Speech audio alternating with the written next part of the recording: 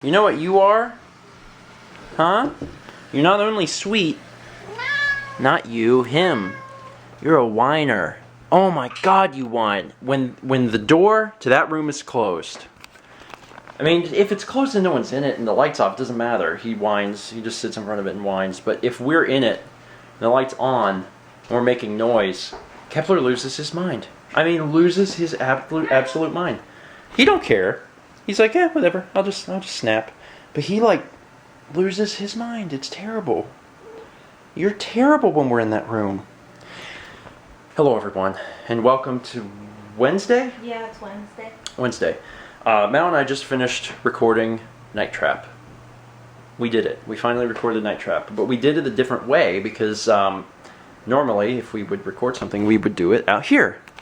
And we didn't do that. We recorded it in here, and I'm going to show you my setup. I'm going to close the door, and he going to lose his mind. So we go in here. No, you don't get to come in. The whining will start shortly. So the best thing that I could come up with in order to be able to record this was to do it isolated. We figured out, probably, we probably figured out why we couldn't get the Sega CD 32X to work out there.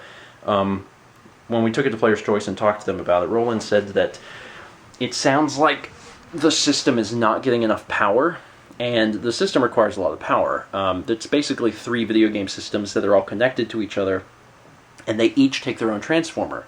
So those big, huge power transformers are eating up a lot of power, and in here, they're really the only things hooked up. So everything works. But out there, there's like 20 other things hooked up into those power strips.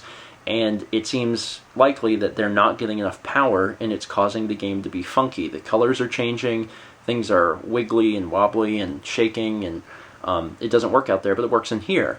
And it's not even the difference between CRT and LCD, because we have an LCD in here, and you're like, wait, why do you have 2 TVs? Yeah, let me tell you how difficult it is to record Night Trap, because recording Night Trap is a nightmare. So first off, I decided that since that wasn't going to work because there was too many things hooked up and I couldn't redo that setup, that we would do it in here. So I've got the Sega CD and the Sega Genesis and the 32X all over there on the shelf where they normally are. That stuff is all hooked up, and it is running to this box. This is a video converter box, a pretty basic one that changes the output to HDMI.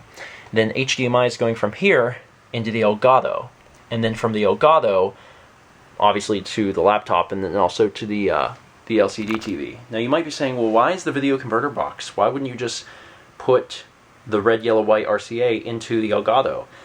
We tried, but whenever it does pass through to the television, for whatever reason, this television, which is the one that's been in our bedroom forever, this television would not show the signal, which is why I needed the video converter box, because pretty much anything hooked up to that works.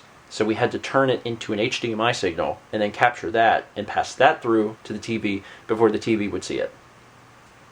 So it was a bit of a nightmare, to say the very least. But the good news is we got it.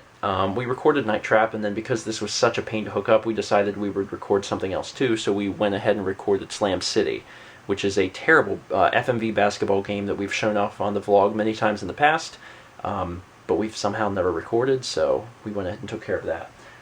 There's a lot of junky stuff in here. We've got a lot of boxes from past mail videos, and some other things are just sitting around. All of the N64 games are still on the table. Whenever we were doing Extra Life, we would come in here and get them. Yeah, the room just in general is a bit of a wreck. But we came in here and did this. We had to hook up the Yeti and just put the Yeti on the ground, and we actually sat here on the floor with the Genesis controller and played Slam City and Night Trap on the floor. I hope we never have to do this again. I hope that in the future we'll have a better setup for this. I don't think we'll be recording any more Sega CD 32X games for the foreseeable future. I mean, I think Slam City and Night Trap are probably the big ones. If we do anything else, hopefully we'll just wait on it until we're in like another place or something, and we can hook it up a different way, because this was This was a little crazy.